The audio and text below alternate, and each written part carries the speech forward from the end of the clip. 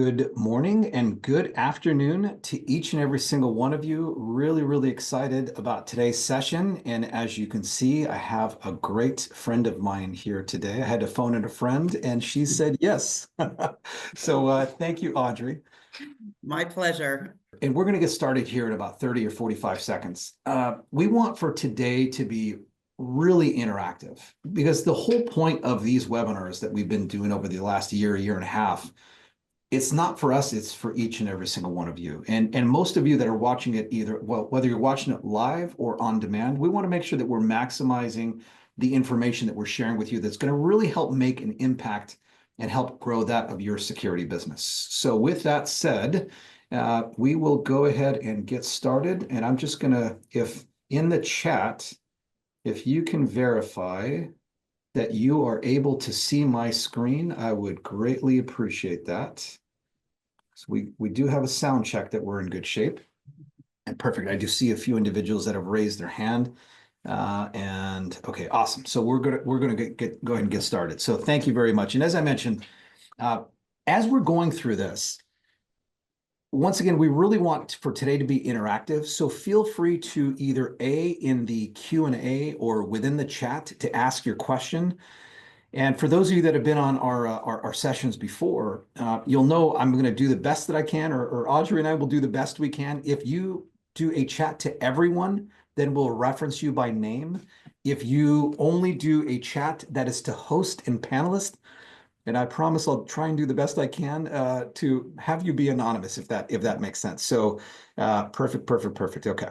So with that said, in terms of today, and I did a video that I posted on LinkedIn a little earlier this morning about if you take into consideration the typical security company, and clearly there are some that are growing at significant, and I'm talking about besides through acquisition. In terms of the groups that are growing, what are some of the things, and I'm asking this more rhetorically, but some of the things that the groups have in common that are growing at double-digit growth or beyond, is these are groups that happen to have systems in place. And yes, of course, it's important to make sure that we have systems and procedures, and we've got the right talent throughout all aspects of the business, including that of operations, et cetera. Today we're going to be talking about sales and marketing.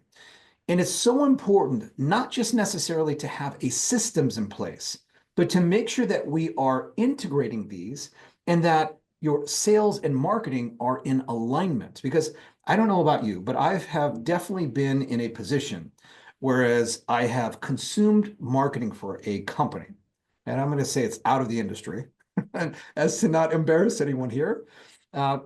They've been out of, so I'm going to their social channels, to their website, to some of their handouts.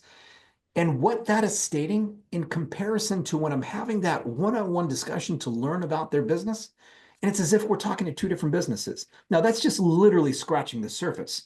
Today, we're going to be doing a deep dive as to really how to, in a strategic, systematic approach, how to really grow your security business in an exponential way by really helping to align that of your sales and marketing efforts.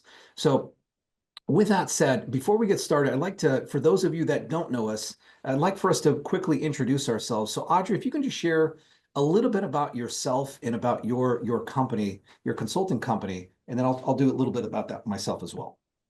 Happy to do that. Thank you. Welcome, everybody. I'm so glad that you've joined us today. And I'm looking forward to getting into my favorite subject in my favorite industry. And the history that I have is lengthy. So I obviously started as a small child because I couldn't possibly be old enough to have 35 plus years in this business, and yet I do.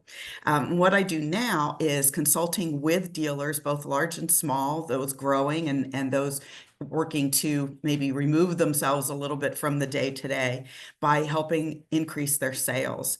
And so what I do is work with dealers and I work with salespeople. I also own and manage the Security Sales Academy. Our Security Sales Mastery course is an 8-week course for sales reps to learn what they're doing in this industry. Sales in this industry is not the same as selling a car or a refrigerator or a TV. And we do that live and in person and also online. So I also do a quick start program for the security industry for anyone coming into this industry, and work with folks across the board. My background goes everything from starting an alarm company and building it, selling it, to doing sales management, sales vice president, for manufacturing and for alarm dealers. So I have a very broad background in this industry, and sales truly is my passion. Yeah, I 100% agree with that. And for those of you that are not connected with Audrey, please make sure you scan the QR code so that we can keep this conversation going. For those of you that are connected with Audrey, you'll know that she's incredibly active on social media. And this is once again one of the ways that we can help to amplify things and things in that regard. Obviously, outside of today's discussion, things in that regard, but we want to keep things going. So thank you again, Audrey, for co-presenting with me. For those of you that don't know me, and if we're not connected on LinkedIn, I'd love the opportunity to keep this conversation going. As I'd mentioned, just really quickly, a little bit about me. I've been blessed and honored to be able to speak at many of the industry's biggest events. And in terms of our group, and I'll be really quick about this, we are a marketing agency. We only work with security companies, including the entire ecosystem, right? Guard and patrol companies, alarm dealers, systems integrators, as well as the manufacturer vendor side, as well as consultants. And really for us, it's all about that current level of success, meaning we're analyzing multiple groups at one time. We don't work with direct competitors.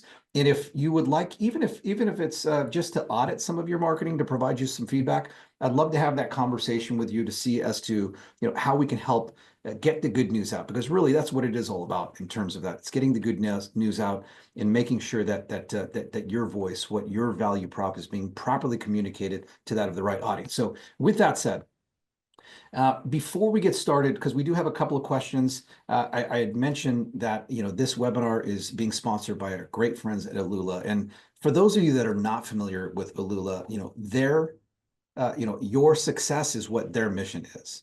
And for those of you that are not, once again, familiar with Alula, Alula is an end-to-end platform. Keep in mind, our industry is built on RMR, recurring monthly revenue, of course. And monitoring has historically been tied with that. Now, in terms of technology and processes, a lot of other things, there are a lot of other opportunities for RMR. One of the things that Alula is really looking to help with is be able to be that single source provider, and helping with that of simplified operations, because of the way that they go about through their manufacturing process, and by having that active listening with that of their dealer partners that they work with throughout the country and technically throughout the world. It's not just here in the country, here in the US. But they also are really making a big cognizant effort, not of just investing in their ecosystem, based on what their thoughts are. But as I mentioned, it's all about that listening culture to really understand what are the, what's that 80-20 of the 80-20, which means 5% generates 95% of the results. And what I mean by that is, they really, the way that they go about producing their line of products and ecosystem is making sure that they are keeping their cost as low as possible to be able to pass that along to you. So you can read here what Dan Wagner, the general manager at Atlantic Security States, which is Connect Plus, has literally changed the game, has changed our game as the way that we go out in the market. It's a simple, the single most innovative product I've ever seen in the last 30 plus years that he's been in the security industry. If you'd like to learn more about our good friends at Alula, please scan that QR code and let them know that we sent you, and we really, really appreciate that. And once again, Alula, thank you very much, and we really appreciate that. So, knowing that we want to be interactive, we've got three quick, simple questions. Once again, I know it may be hard to see me, but if you pull out your phone really quickly and scan this QR code, we want to get a pulse as to who's here live. And what I will say is, if you scan this QR code, and I'll ask that each and every single one of us participate, including myself, if you quickly scan this QR code, you'll be able to simply answer these questions, and there's three of them. So it's like, question number one is, do you feel that your sales and marketing teams are currently well aligned to achieve your company's growth? And it'll be interesting to see as to where it is that we are. And I know that we've got a few individuals that are addressing this. And what I will say here is, as we're answering this in the next two questions, I'd like for you to answer these questions honestly. Keep in mind, this is anonymous. So Audrey and I do not know what your answers are, nor does anyone else. But as we answer this honestly, I'd like for you to reflect, like this one's easier. It's a yes, no question, but with the next two, it's going to be a little more insightful in terms of how are you answering this and how are you relative to that of your peers? So we'll give this just another, 10 seconds or so, and then we'll go ahead and move on to that of the next question. So, all right, in terms of the next question, what do you find is the biggest barrier to improving alignment between that of sales and marketing at that of your company? So is it a lack of shared goals? Is it ineffective communication channels? Is it misaligned lead qualification criteria? Or is it, and I forget which the last one was, but if you can go through these and let us know as to which one, what's the biggest barrier for you to be able to align this? And I'll go ahead and answer this as well.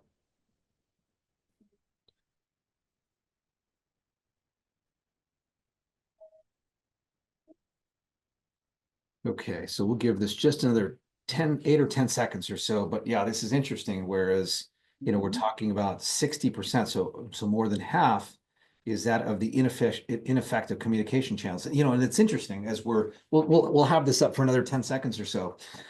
But it's interesting, whereas many of us are, when I say smaller groups, maybe perhaps, most of us are going to be 50 or below. And you would think that sales and marketing, like it shouldn't be an issue because we're not like 1,000 group operation or tens of thousands. There shouldn't be those challenges, but that's interesting. I actually think that everyone here really is being very honest, because I find that in the smaller companies, the less than 50 people, the ineffective communication is actually more common than in the larger ones because there aren't as many people, which means there aren't folks who only wear one hat and they're just in this department and they're just in that department.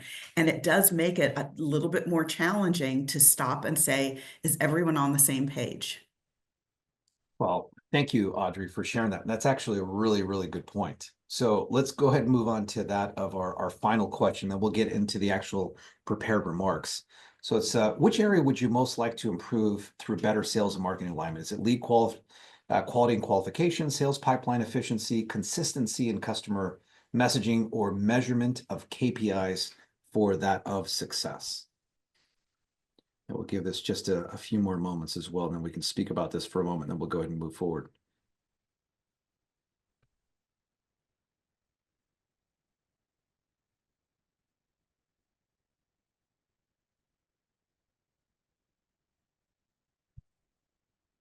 This is interesting. What do you think about this, Audrey?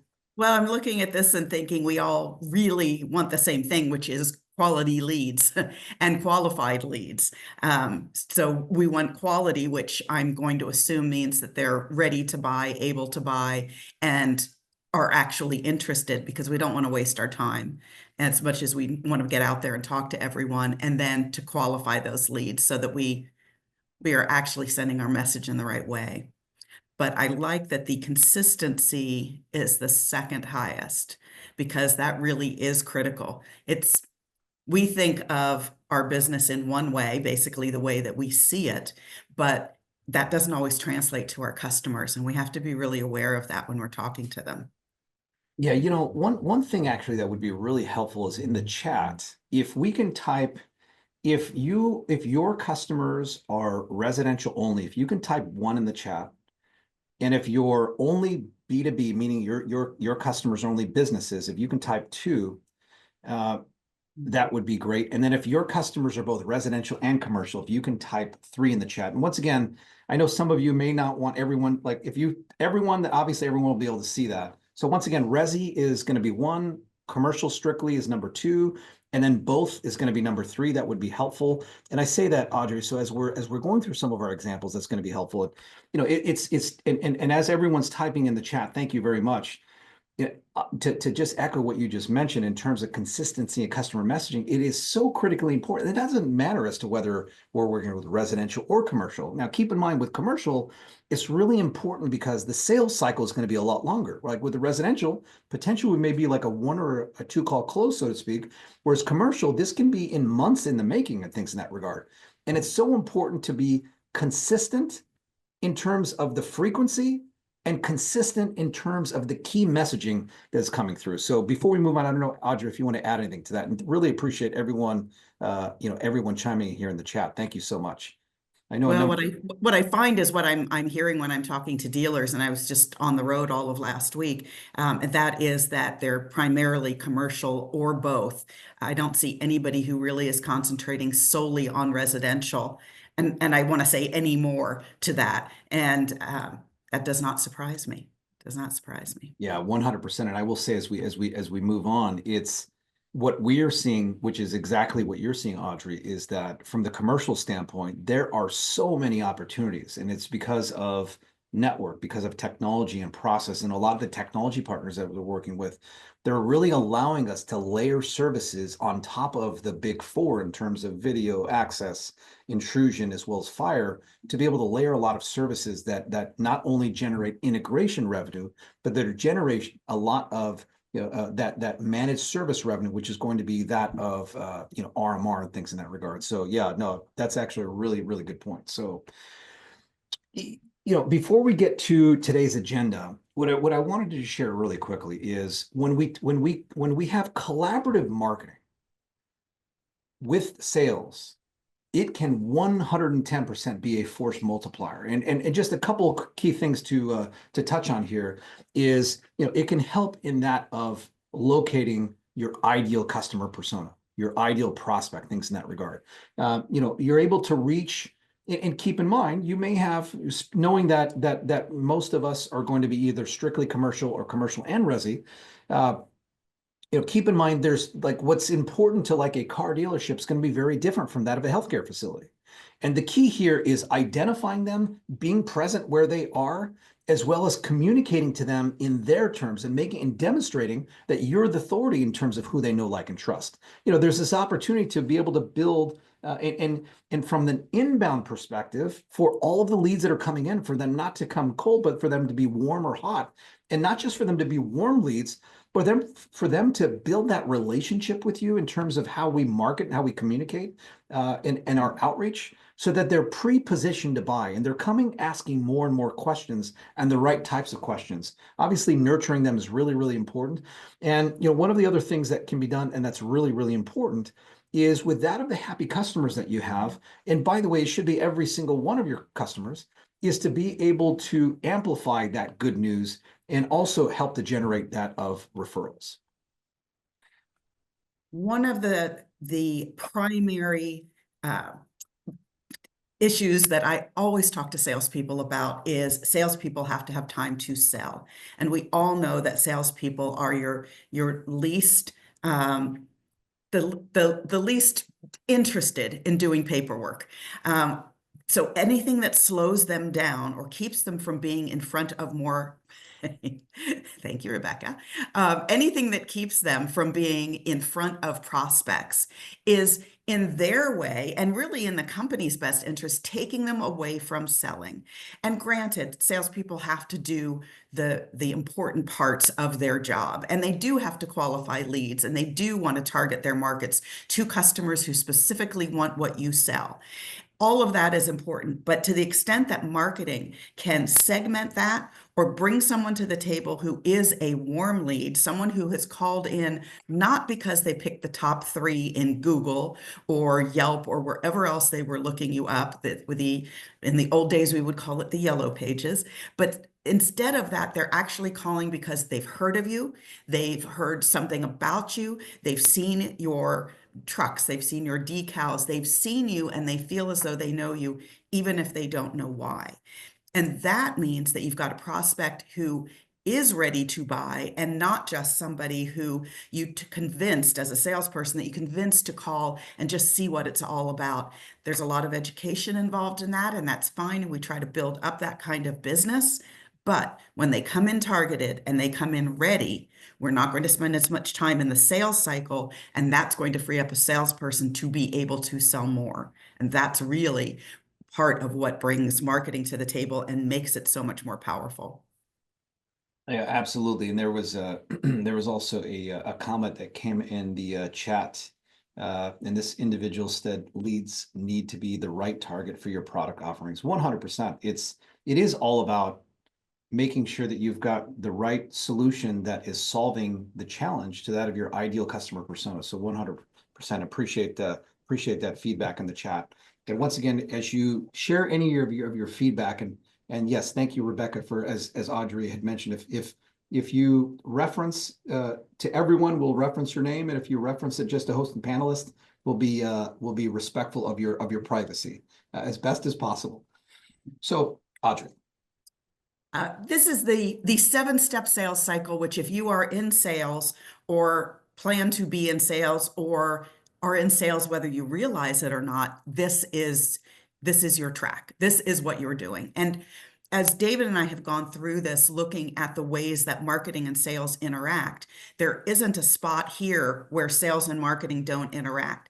And I want to make a point too, that that clearly sales and marketing are not the same thing. They truly are not the same thing. So if you have, for example, a sales manager and you say, well, they're going to do marketing too, that doesn't mean that they are adept at doing marketing. I don't want to say they're not capable. Of course, everybody's capable at learning something.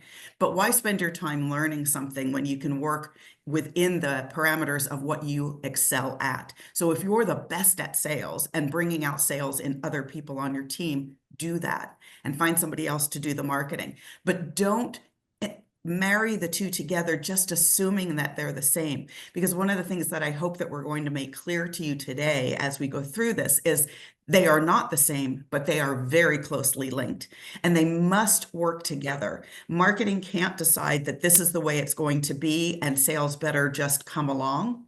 And sales can't just decide that they're going to go off on their own and sell what they want, even though marketing has promoted something different or not promoted certain services and they're outselling them, all those kinds of things. They really do have to work together. And when they do, that becomes that force multiplier that we're talking about.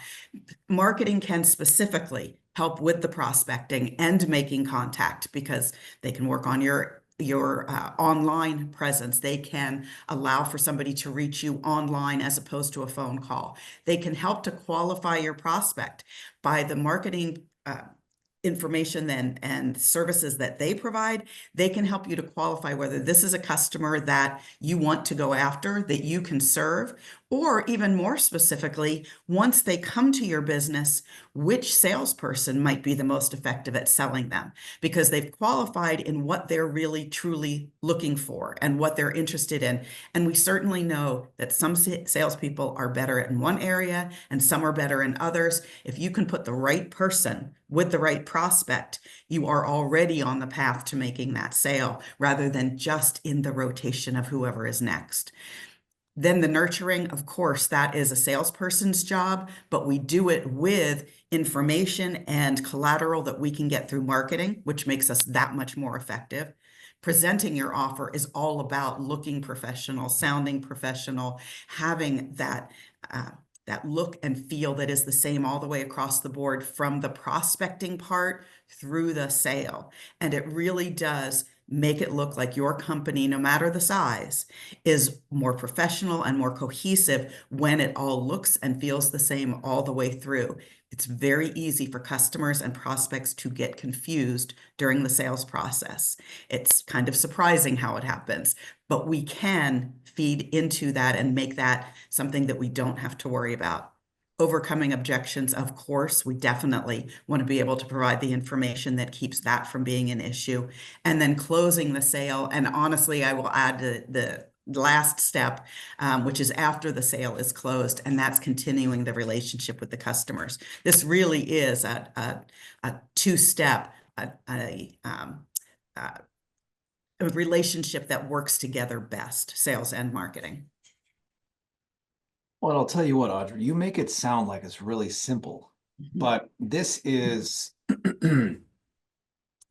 this has been many years in the making to make it sound so simple. And what I will say is, once again, Audrey had talked about this a little earlier, but she does, if you want to learn more about what we're talking about today, and I want to purposely mention this now, just in case there's a few individuals that need to leave towards the end of today's discussion, visit her at securitysalesacademy.com. because she's got education that walks in terms from the sales perspective that goes through this entire process. that is much, much more in depth than what it is that we're going to be covering over these next few minutes. Let But me, I'm sorry, David, let me interrupt you. The Security Sales Academy is the online academy. For the information about it and about the courses, go to my website, which is audreypierson.com.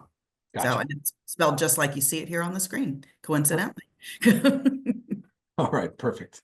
Okay, thank you for the clarification there. So in terms of, starting at the beginning, when we're talking about prospecting and how marketing integrated with that of sales can really help to make a meaningful difference, keep in mind we can really help to identify who that target, that right audience, as the individual had mentioned in the chat a little earlier about having the right solution for the right prospect.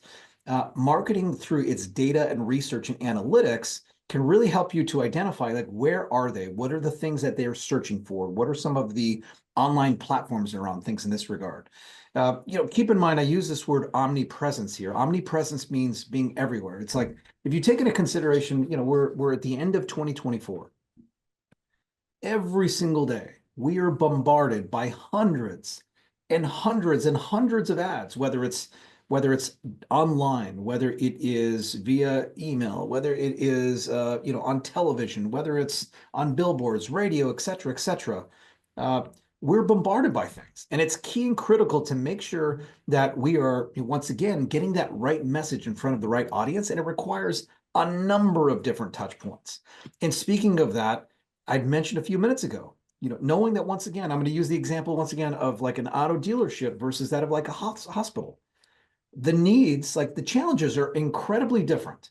And we want to make sure that we've got that right content strategy to make sure that we, number one, we're identifying, but we're also clearly communicating to them, if that makes sense, in that right path. And as we talked about, being that, once again, most of us are going to be B2B, keep in mind the sales process is very, very long.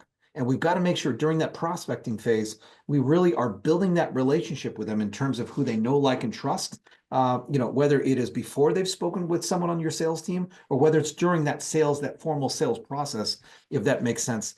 Marketing is going to be really, really important to that.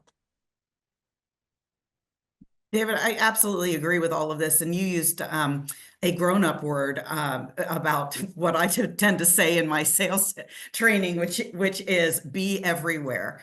And that's really what we want our customers to believe and our prospects to believe. How would they go and talk to anyone else? How would they call anyone else when you're everywhere? Everywhere they turn, they see you.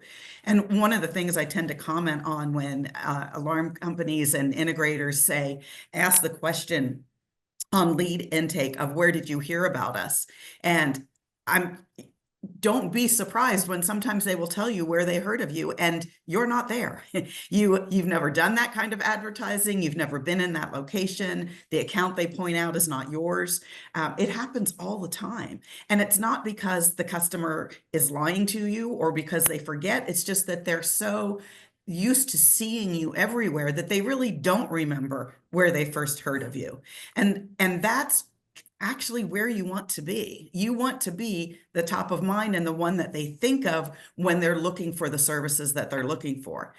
Now, prospecting has, on the sales side, we're trying to get our salespeople to do self-generated leads. Leads are important and we want them to come in through the company, but we also, in many cases, really want to have what I call hunters as opposed to order takers. You want folks who are out there self-generating leads for a couple of reasons. One, it's good for the business to continually bring in new business. And by that, I mean business that's not only referrals or additional business from existing customers, all of which we want, don't get me wrong, but we want to continue to grow that base. Self-generated leads also allows us to go after the target markets that we want. And it may be that you're, for example, a business-to-business kind of company, and your company is open to all kinds of businesses. You want the car dealership, you want the hospital, you want the business office. All of that's important. But one of the things I will tell you is that when you have a salesperson or the company is working on a particular kind of model, say, for example, a car dealership, you do find that you learn a lot about what they do, and that positions you to be able to go after that vertical market and go talk to the next car dealership and say, in my experience, this is the kind of thing that is really helpful to you. This increases your business or keeps your business safe.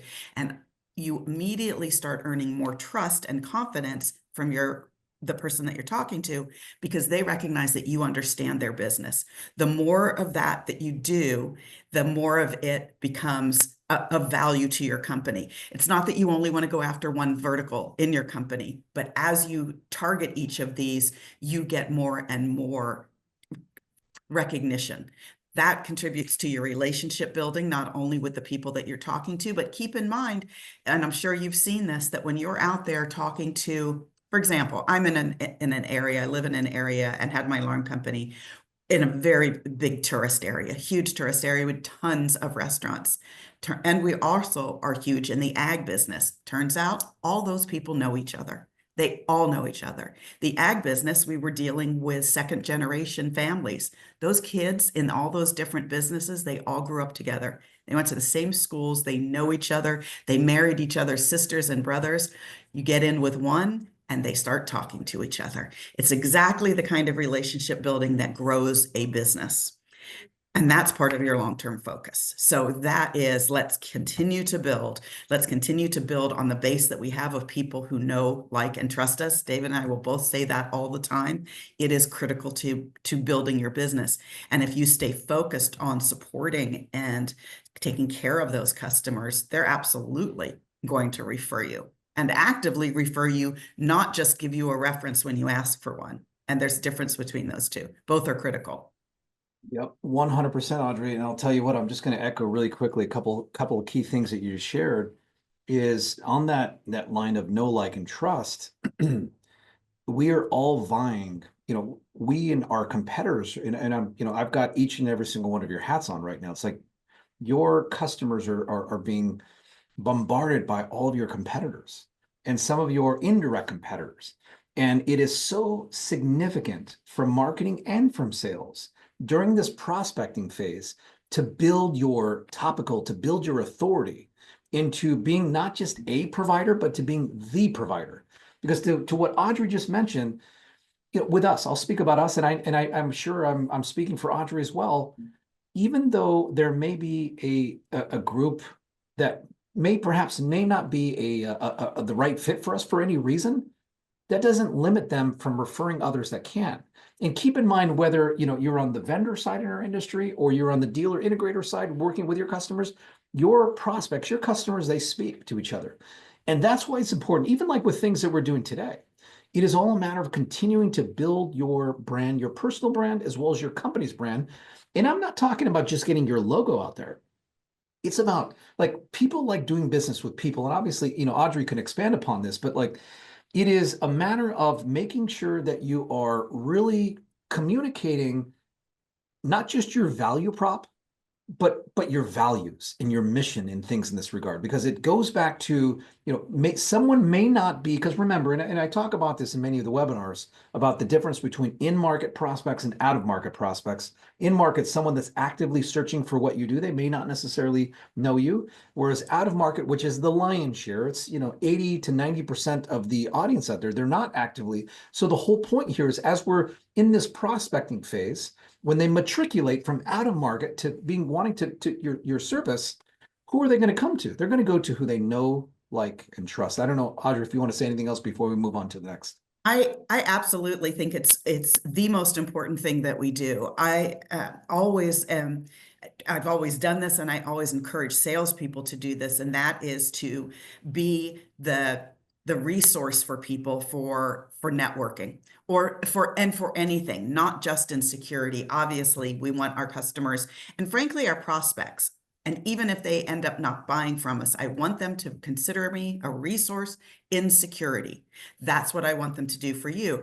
To me, that gives us what I call the right of first refusal. If someone calls and says, listen, I'm looking for this. I don't know if this is something you do, but you said I could call you if I ever needed help with, gives you the opportunity to refer other customers of yours, which is always good for business. It gives you the chance to take that lead if it's something that you do. How often do customers not realize that you do what they're looking for? And that's not because we haven't told them, it's not because we haven't necessarily marketed it, but at the time, they weren't thinking that way. If they call us first, we always get that chance to be the resource. And if it's something we provide, that's the best case. Yeah, we no, absolutely, and thank you for expanding upon that. So we just did get a chat that's saying this is very insightful with a big smiley face. So thank you. I won't name you since this came just to host and panelist, but appreciate your kind feedback. So when we talk about qualifying the leads and how we can leverage marketing to really help, because as Audrey had mentioned a few slides ago, we talked about how, and I know it may be hard to see this, but I'm pointing to my watch. Time is like all we have is our time. That's our worst enemy. How do we make sure that our sales team is focusing as much of their time as possible, having active discussions with real prospects and things in that regard? One of the ways that we can go about doing so is making sure that when we're qualifying through marketing is when we say lead scoring, there are marketing automation tools / CRMs that can really help to have mathematical formulas that basically feed into you to basically state, okay, this is who you should be reaching out to. Because like, for example, if you're working 5 leads, you don't have to jot anything down. You can remember everything about every single conversation. But if you're like most of us, if not all of us, you may have dozens or hundreds of leads that are in your sales pipeline. And the key here is you don't have the bandwidth to be able to reach out to every single one of them. And the whole point here is with using certain KPIs in your marketing. Like, for example, if you were to be able to know, okay, if I've got these 10 leads, but of these 10 leads, these 3 individuals have consumed our content X number of times in terms of emails, they've filled out a form, they've watched webinars, they have watched some of our communications, they have been, they've consumed a number of ads, as opposed to perhaps these 6 or 7 that really are colder, they don't really know, like, and trust us. Well, there are tools that can help you with that. In terms of segmentation, keep in mind, I know that most of us are going to be commercial. So I will say here, whether you're on the vendor side or on the integrator side, keep in mind, once again, we need to be making sure that, like, some opportunities are not going to be as sizable as others. We want to make sure we're focusing on the low-hanging fruit opportunities, things in that regard. And the whole point here is, as you are able to segment / make sure that you're identifying which are the target prospects, you want to make sure that you have that personalized information, because once again, what's important to one is not necessarily as important to the other. Because remember, we're in a me society. It's like, what's in it for me? Frankly, what you do with others does not matter. It's all about me. And I'm talking about your prospects. I'm not talking about myself. Although if I were selling to you, it would be about you. Exactly. Exactly. The lead qualification, I just want to talk about that for a moment from the salesperson's point of view. You've probably met salespeople, I might be one, who looks at a lead and says, I can sell that. I want to sell that. And they'll say it about every single one. And they'll go out there and they'll chase it, because salespeople tend to be competitive. It's an advantage, but it also can be a disadvantage. And that's in sales management, what you're watching for. If you can help to discern that on the front end, where the lead strategies and the qualifications are there, so that you can say to a salesperson, do not spend a lot of time on this. This person is, bringing you along, but they're not going to buy anything. We can get really engaged in that self-competition of, I'm going to make this sale regardless. Not every sale is going to be made. Not everyone is going to be happening. And knowing what the possibilities are and what the opportunities truly are, we don't ignore anyone, but we also don't want to put hours into a prospect that we really have a reasonable knowledge that they aren't going to buy, or that they aren't going to buy anytime soon. So what happens with that lead qualification when you're doing it through marketing is that you can send your salespeople to the direct engagement, to those that are the most likely to buy. Because again, as we talk about with time and budget, the time that a salesperson has is really all they have to sell. There's a limit to the number of sites they can see, people that they can meet, proposals that they can initiate, follow-ups they can make. How many have problems with people getting their follow-ups done, even with the best of intentions? And knowing where to prioritize your time is really important, because you've got to be able to understand where the most return is going to come on that time investment, not just the money investment, but the time investment. You want your salespeople to be the most effective, and we want to give them the best tools in order to do that.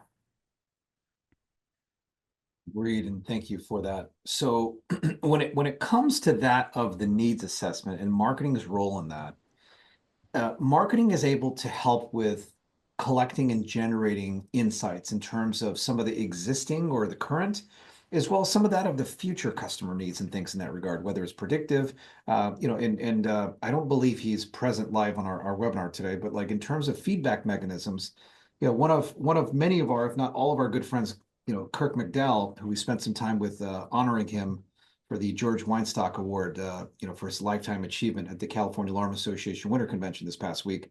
He really is big into customer feedback and utilizing a third party to help with that. But the whole point here is in terms of like online reviews as well as surveying and feedback, there are opportunities to really be able to learn from that and really help for that in terms of that. And once again, I know I've mentioned this a number of times, but content is so important. And when I say content, I'm not necessarily just talking about a blog or text. I'm talking about all forms of content, whether it's text, graphics, video, and keeping things different. All of these various things that are once again building you into what Audrey and I are going to, it's going to be a big key here, is building yourself into that authority so that they know, like, and trust you in terms of that of your prospects. One of the things that was on that last slide is educational content. That's good, David. Thank you. That educational content is huge because, we know that our prospects are very often going out and doing their research. And I put that in quotes, not because they're not doing it, but because they don't know what they don't know.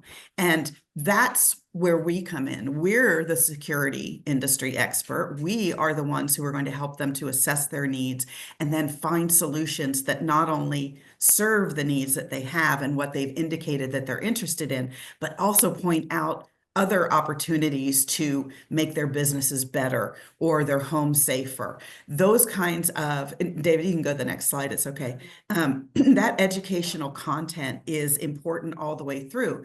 If we can get enough of that up front through our marketing efforts, then that saves time in the site visit and in the face-to-face that your salesperson is doing. So not only do we want sales to be able to be out there with the customer doing a site visit and offering solutions, but we also are educating. If we explain to someone what we recommend and what we feel the solution is, we're also going to want to explain why. If you can explain why, you're bringing someone along and they see the value of what it is that you're offering, rather than just saying to them, here's what you need, I'm going to give you this, this is what you have to have. I don't know about you, but that sometimes puts me off. I would like to know why.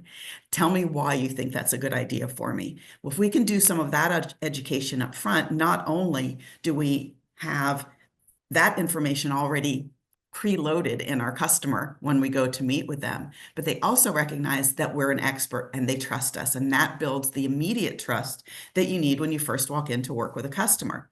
There are so many pieces of the sales process that marketing helps that you don't even necessarily think about up front until you start working the two together. And when David and I start talking like this, we realize, well, look at that, it's site visits. It helps our site visits. It also helps with perhaps some of the leave behind or the emails that we send in the follow-up, but it helps us by teeing up that customer so that instead of spending perhaps an hour on a site walk explaining things to a customer, what we may be doing is answering their questions that they have because they've already seen a lot of our solutions or our education. They've already interacted with our content.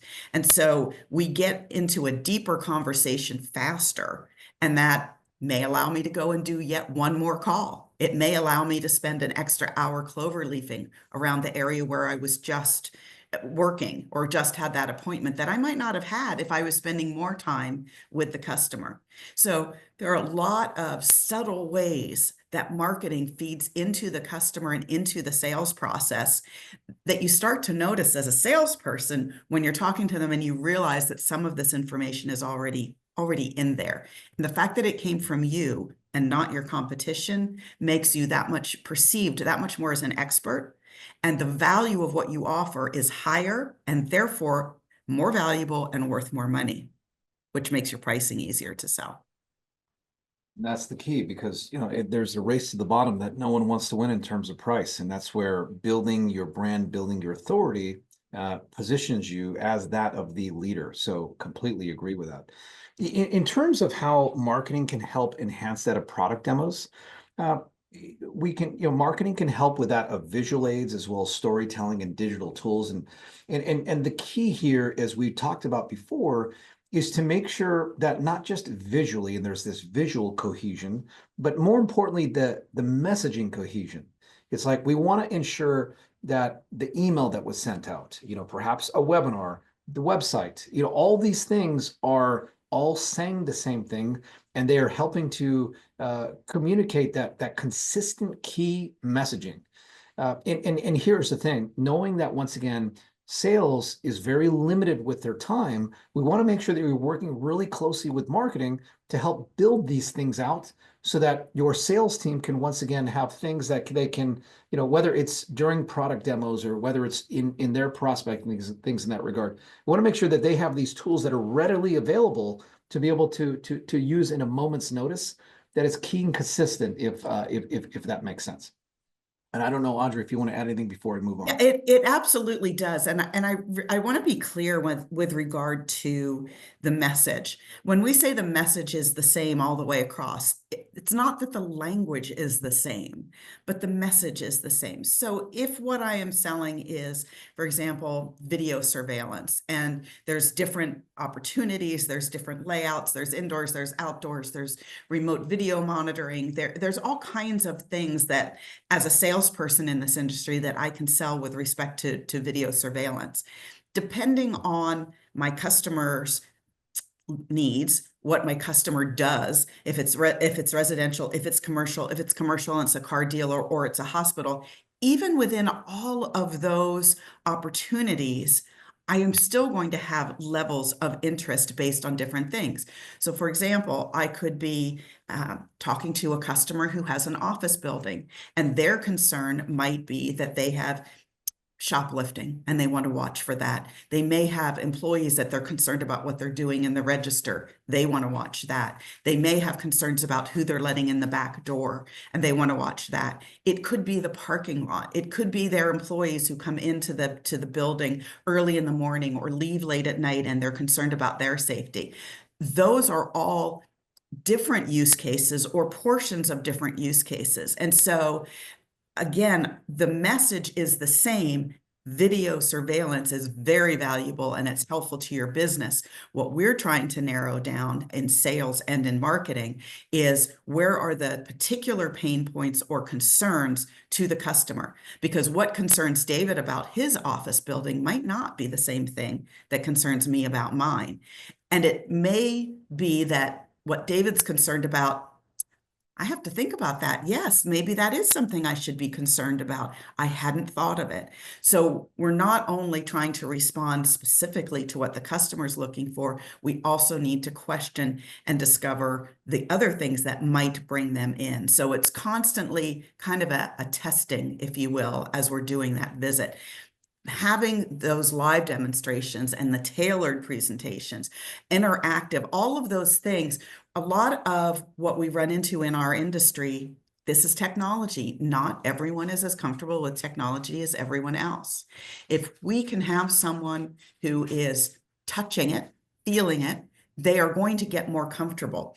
One of the things that I notice, and in particular, sorry, David, but I do notice it more with men, and that is that they're less likely to say, this scares me. I don't understand this. I'm not sure I can do this. Women kind of are open to saying, for the most part, yeah, I don't get that. Explain that to me again. Men tend not to. And so doing live demonstrations, having that interactive element allows them to feel comfortable without having to admit to anything that makes them feel less than. It's really powerful stuff. And it allows you in a very short demo or something, I mean, it could be as simple as right here on your phone, very easy. But it allows them to touch and feel, and it allows them to be comfortable and then hear what you're telling them.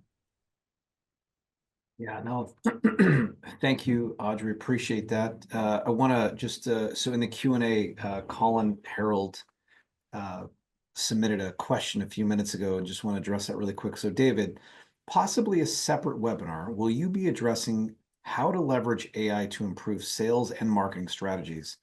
Did you set him up?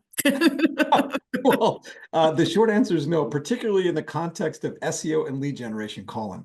So, Colin, I'm not going to answer your question yet, but in a few minutes, as Audrey knows where I'm going with this, it seems as though we'll say great minds think alike, but we're gonna actually address that in just a moment. So you are correct. Today's session is not necessarily discussing AI. However, I'll have some good news for you in terms of our next webinar that we'll address here shortly. In terms of, so for marketing's influence in terms of proposal creation, I'll be brief about this really quickly as we've got just a few more minutes left in today's webinar. It can really help with making sure that we have, because look, we all have differences in terms of our proposals. And obviously the residential is going to be different from that of the commercial one in terms of proposal, but we want to be restating what all the value propositional statements, because in some cases, we may not have all the key stakeholders that have been involved in every single aspect of the sales process. So this is where the content for that, in terms of the structure of the presentation, we want to make sure that even if, perhaps it's on slides and you're sharing this in a group setting, we want to make sure that all those key things are consistent as we talked about before.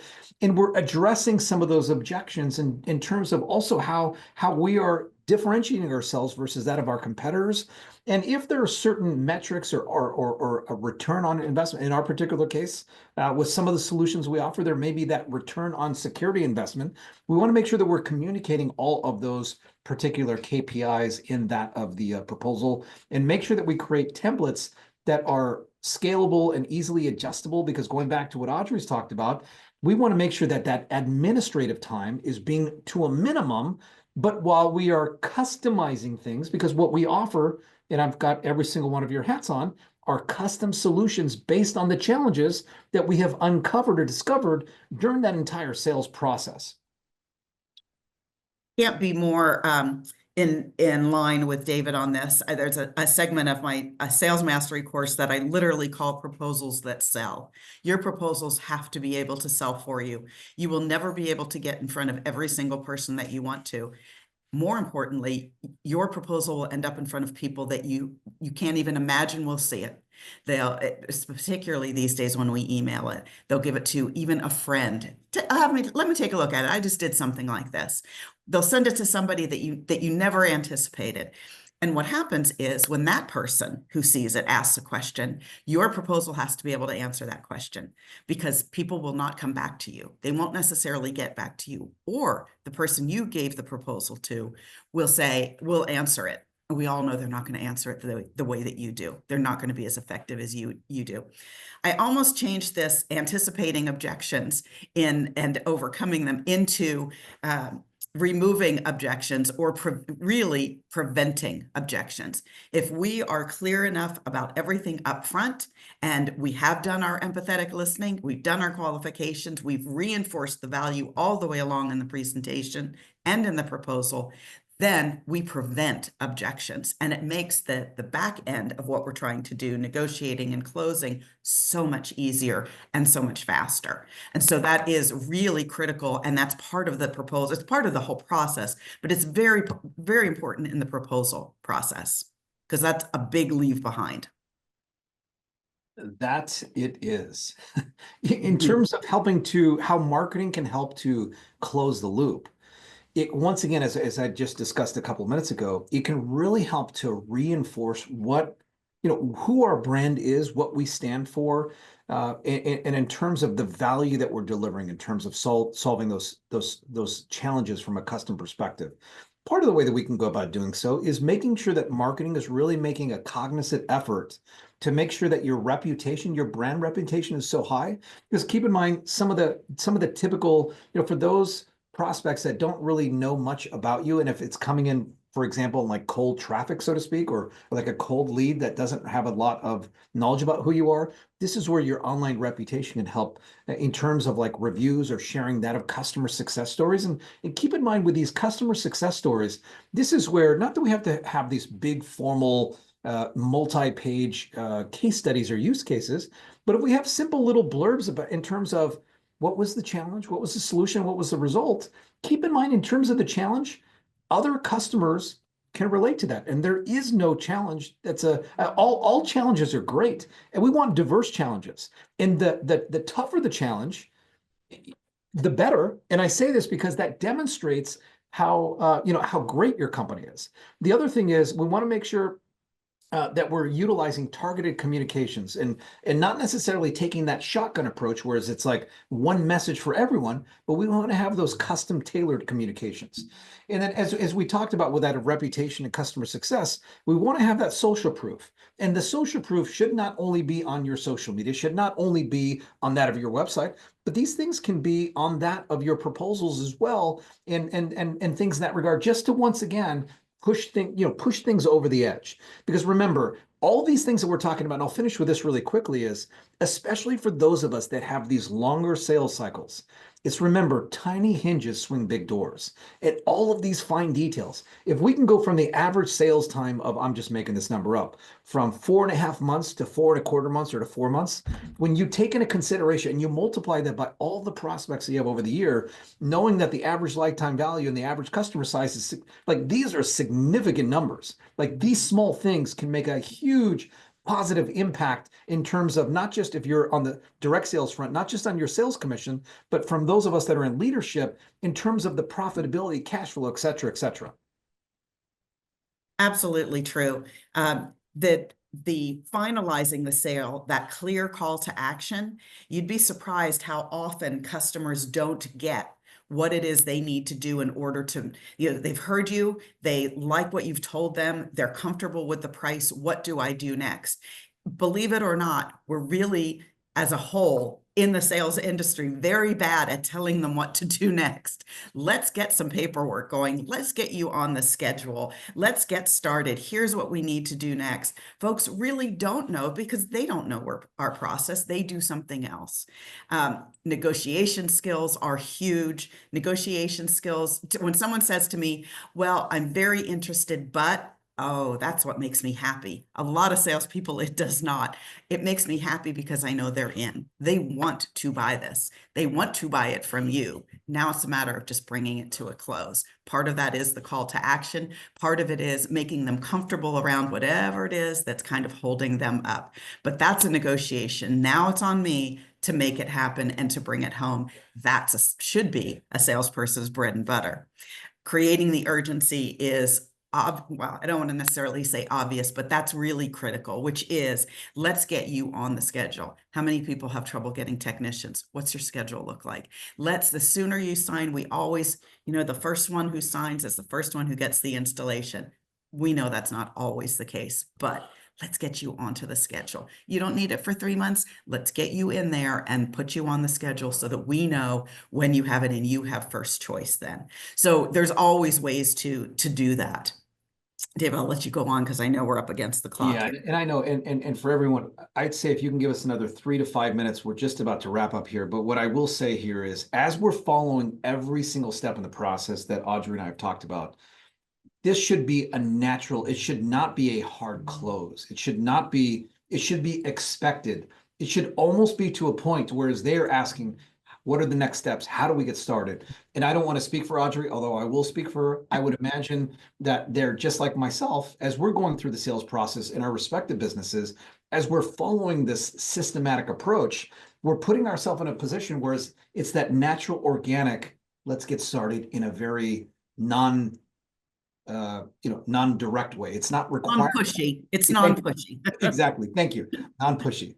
So, in terms of, once the sale occurs, keep in mind in I would say in all of our businesses, if not most, that is just the beginning of that customer, because it's not just a matter of layering services, but it's also a matter of an opportunity to generate referrals. And I'll be really brief about this, but like it is so critically important. And we, as an industry, we're doing such a much better job than we were when we first got started 13 plus years ago.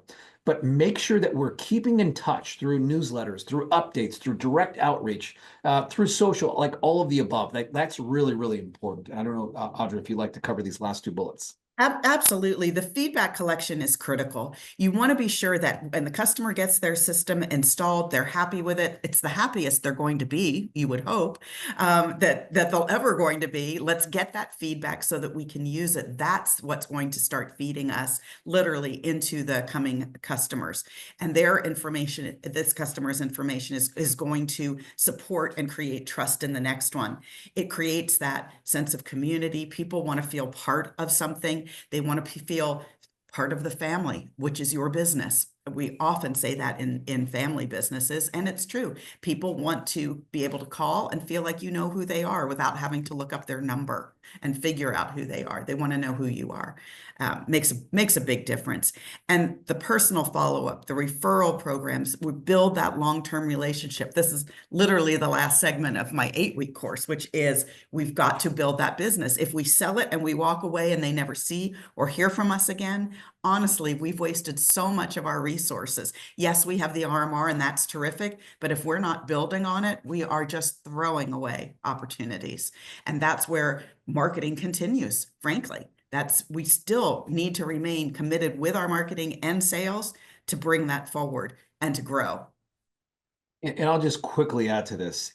And I, clearly Audrey, I know covers a lot of this in her longer form courses, but keep in mind, like the referrals, this starts during the sales process. This doesn't start after the sale occurs. And even in marketing, meaning many, if not most of our customers are repeat customers during the sales process. We're letting them know at the end of, as we install or as we get started, we're going to be asking you to share your feedback. You came through a referral. Many of our customers come through referral. We're setting them up for success because they're going to be more predisposed to say, wow, this is going to be great. Like this is going to be very different experience from what I've had before, things in this regard. So that once again, just like a few minutes ago when we talked about there should be that non-pushy, and thank you, Audrey, for that non-pushy, that organic, let's get started. Let's talk about the next steps. The same thing should hold true here with that of generating that of referrals. It should not be pushy. It should be more organic. And your customers should be raving fans and things in that regard. So, there are some technology things. I'm not going to get into too much detail here, but what I will say is during that, when you're live in person is the best time to be able to get those referrals as well as reviews and things in this regard. So, as we're wrapping up here, I'll really quickly just, as we've talked about, it is an entire process. As Audrey and I had mentioned, things are integrated. It requires both, both seamlessly integrate. And if you want to just wrap up with these last two bullets, Audrey, that would be great. Absolutely. The best practices are what you want your sales team to follow. That's, each sale is a little bit different. You're working with different people, you're working with different needs, but the strategies remain the same. What you're learning and what you're bringing to the table are various tools to make that happen, including marketing with that allows you to set that stage. Let me run back to the referrals let me do referrals for just 1 second. And that is most customers, you have to ask for those referrals. You can do it through marketing efforts as well as sales efforts, but people really do like to give great reviews because it means that they were smart. It means that they get to tell people how wise they were in choosing you because it turned out fabulously. Do not be afraid to ask for them.